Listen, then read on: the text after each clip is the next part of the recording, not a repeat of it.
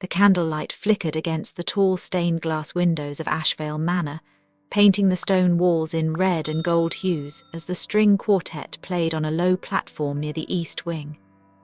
Laughter, refined and calculated, drifted among the clinking of crystal and the rustle of silk gowns. Every detail of the night had been planned down to the breath, except for her. She stood at the edge of the ballroom, masked in a delicate shimmer of black lace, the curve of her lips the only hint of who she might be. No one recognized her. No one dared ask. She watched from behind her mask, as if the world inside the manor had been sealed off. A pageant of glittering aristocrats, heirs, schemers, and pawns, all circling beneath chandeliers that had watched generations rise and crumble. The Duke of Halewin, Alexander Rycroft, made his entrance late as always. His towering frame, sharp jawline, and cold grey eyes sliced through the crowd like a blade, his presence a storm in tailored black. He didn't smile. He never did. And yet every debutante in attendance rearranged her posture, adjusted her corset, tried to catch his eye. Alexander didn't stop. He walked through them like mist, until he saw her. Not the pearls or the posture, not the practiced giggle or the flash of family wealth, but her. Standing alone at the far end of the hall, framed by a velvet curtain, her mask a defiant shadow across her face, he stopped. She didn't flinch. She looked back. He crossed the floor in silence, drawing whispers and stares until he was before her. "You aren't on the guest list," he said. Her voice was softer than he expected, but not timid. "Neither are half the people here. It should have ended there. It should have been a passing curiosity, an amuse-bouch before returning to the icy obligations of noble life." But she didn't look away. She didn't curtsy. She tilted her chin up with a grace not learned in finishing school. There was something wild beneath her stillness, something ruined and whole. "Dance with me," he said, offering his gloved hand without ceremony, and she did. No one knew her name, not that night, and he didn't ask. Not yet. But she danced like she had done it in secret for years, barefoot in empty halls, dreaming of one night beneath a ceiling of golden eyes that had never looked her way before. The rumors began before the music stopped. Whispers that the Duke had fallen for a masked stranger, that she had vanished into the gardens at midnight like a ghost, that he had gone after her and not returned for an hour. The scandal clung to Ashvale like fog. When morning came, no one could say who she was or where she went. But Alexander did not forget. In a world ruled by titles, inheritance, and bloodlines, he could not explain what had taken root in his chest that night, but he knew it was something real. Something he hadn't believed existed in his world. He began to look for her in every gathering, every gala, every opera box and midnight salon. He spoke to tailors and servants, whispered with footmen and bribed ladies-in-waiting. Nothing. She had vanished like a secret written in smoke. Across the city, in the cold attic of a crumbling bookshop, Evelyne Duveney's removed her mask and folded it away. Her fingers trembled not with regret, but with memory. For one night she had been someone else. Not the orphan girl who scrubbed ink stains from the floors, not the half-sister to a disgraced countess who had sold her into obscurity to protect her own marriage. She had been a mystery, a possibility, a woman worthy of a duke's gaze. But dreams were not currency, and she knew better than to believe in fairy tales. She returned to her world of ledgers and dust, hiding from the memory of his hand at her back, the warmth of his breath as he whispered, "I knew you'd disappear." She didn't cry. Evelyne never cried. Not even when her mother died. Not even when her inheritance was stolen. But now the ache in her chest didn't feel like sorrow. It felt like a secret longing, something she had no name for, because no one had ever given her the language of love. A week later, the Duke issued an announcement that stunned the nobility. He would marry by the end of the season, and his bride would be the woman who wore the black lace mask at the Ashvale ball. Panic rippled through every highborn family with an eligible daughter.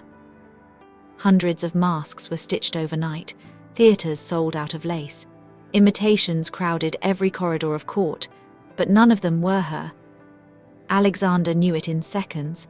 The way they spoke, the way they touched his hand like he was a prize. They were pretending she hadn't pretended. She had existed. Evelyne heard the news in a whisper from a drunk printer's apprentice and laughed, a dry, bitter sound. "He's a duke," she told herself. "He'll marry a duchess, that's the end of it." But her hands betrayed her, tracing the shape of her mask beneath the floorboard where she had hidden it. She dreamed of him that night and the next, until her days felt too tight and her nights too long. Fate, however, does not believe in endings, only in detours. The bookshop's landlord sold the property, and Evelyne found herself dismissed without warning. With no family, no coin, and nowhere to go, she turned to the only person who owed her a favour, an old governess who once taught her French. The woman now worked at Halewin estate, where the Duke had retreated to avoid the swarm of would-be brides. She arrived under a false name, hired as a cataloger for the Duke's vast and ancient library. Evelyne had always loved books, the ones that smelled of time and forgotten kingdoms. She thought she could remain invisible there, among the dust and the silence. But Alexander walked into the library on the third day. He didn't recognize her, not at first. Her hair was different. The light in her eyes was dimmed. But then she said something, and the cadence of her voice struck him like lightning. He stared as if his mind was trying to unwrap a dream. "Have we met?" he asked. She kept her eyes on the shelves. "No, Your Grace." It became a dance of avoidance. He would catch glimpses, her handwriting in the margins of a book, her shadow at the top of the staircase. The familiarity tortured him, and she tried to convince herself she was safe behind the illusion, but secrets are impatient creatures. One afternoon he found her mask in the library, tucked between volumes of poetry, and everything changed. He didn't confront her immediately. Instead, he began to speak to her, not as a duke to a servant, but as a man to a woman he couldn't forget. He asked about her favourite authors. He challenged her opinions. He learned the rhythm of her silences, and slowly Evelyne began to unfold. She smiled once. He watched it like it was sunrise. "I should be furious," he said one evening, the mask between them on his desk. "You lied to me," she nodded. "And if I had told the truth, would you have danced with a bookshop girl?" He didn't answer, because they both knew the truth. But his voice was soft when he said, "You're not just a bookshop girl." She looked away. "But I am, and you are still a duke." He stepped closer, closing the space between titles and status. "I don't want a bride who fits a title. I want the woman who vanished into the garden and took my heart with her." The days that followed were reckless and exquisite. He kissed her in the orchard. She read him sonnets in French. They spoke of past wounds and future impossibilities. They became real to each other in a way the world could never understand, but reality is a jealous beast. Word spread that the Duke was consorting with a servant. Accusations mounted. He was summoned to court. If he chose her, he would lose alliances, estates, even his title. His council begged him to deny everything. Evelyne begged him not to. "Let me go," she said. "Marry someone worthy of your name." He touched her cheek like she was glass. "You are the only one worthy of it." On the day of his official engagement announcement, the hall was filled with nobility. A dozen women in black lace masks waited, but Alexander walked past them all. He reached the front, looked out at the assembled court and said, "I have found the woman I danced with that night. She is not of noble birth, she is not what tradition expects, but she is mine." Gasps erupted. Scandal exploded, but Evelyne was there, standing just outside the doors, and when he extended his hand, she took it. They were wed beneath the old oak trees of Halewin, the sun turning her mask into gold. Some called it madness. Others called it the end of propriety. But across Europe and America, the story spread like fire, of a duke who married a masked stranger, of a servant who became a duchess not through blood or coin but love. In a world built on appearances, they became proof that something true could still break through the masquerade. The world did not change overnight, but for Evelyne it might as well have. One morning she awoke in a drafty attic with ink-stained fingers and no name.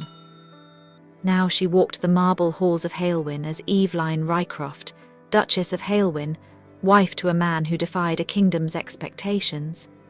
The transition wasn't easy. The nobility treated her with veiled contempt, smiles that never reached their eyes, dinner parties that grew awkward when she spoke with too much intelligence or asked questions that mattered. But Evelyne had learned long ago how to live among shadows. She wore their scorn like silk and smiled all the wider, because no title, no rumour, no whisper could steal the way Alexander looked at her across the room, like she was the only real thing in a world made of pretense. She transformed the estate slowly, beginning with the library. Shelves were reordered, dust swept away, rare manuscripts restored. She began a program to bring books and tutors to the village children, and Alexander backed her fully, often walking with her to the schoolhouse, his tall figure stooped to duck under the low wooden beams. The villagers, once hesitant, grew to adore her, this strange duchess who knew how to bandage scraped knees and quoted Ovid with laughter in her voice. But power makes enemies. Letters began to arrive from far-off cousins and old rivals, challenging Alexander's choices, questioning her lineage, demanding he annul the marriage to preserve the family line. She found one such letter open on his desk late one night. She touched it only once, then folded it closed. "I won't be the reason they try to ruin you," she whispered when he came in. He took her face in his hands, his expression unreadable. "You're not my weakness, Evelyne, you're my answer." One cold spring morning, when the frost had begun to lift from the earth and the trees were dusted in green, Evelyne sat alone in the garden, her old mask on her lap. She hadn't worn it since their wedding day. It felt strange in her hands now, like a memory instead of armor. Alexander joined her in silence, dropping to his knees before her, ignoring the wet grass that stained his trousers. "Keep it," he said, "not as a disguise, but as proof that the world didn't break us." Years passed, and the scandal softened into legend. Poets wrote of the masked bride who taught a duke to see, of the woman who loved not through conquest, but by being utterly herself. Children born of blood and ink, wildness and wit ran barefoot through Halewin gardens, their laughter echoing down corridors once silent. And in the evenings, when the sun burned low, and the world seemed fragile with beauty, Evelyne and Alexander danced alone in the ballroom where it all began. No masks, no watchers, only the music and the love that had dared to defy everything, and in that love they were not duke and duchess. Not titles or scandal or myth, just two souls who had found each other when they were never meant to meet and refused to let go.